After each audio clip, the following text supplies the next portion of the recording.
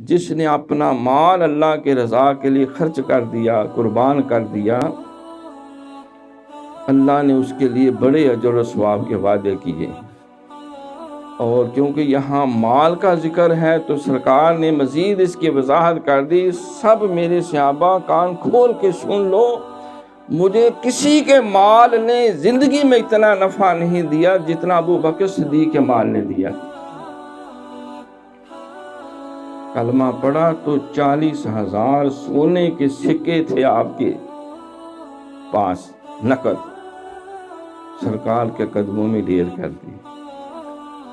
جتنے غلام تھے ان کو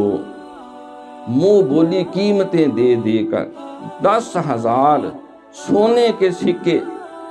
جس کی قیمت مکے میں اس وقت 2 سونے کے سکے تھی، 10,000 سکے اور ایک گورا چٹا غلام دے کر بلال حبشی کو خرید کے آپ نے آزاد فرمایا۔ وہ رتبہ اور مقام جن کے مال کو تو اللہ نے کہا جس نے اپنا مال اللہ کے رضا کے لیے، بعض نے کہا شاید کوئی بلال کا احسان ہوگا،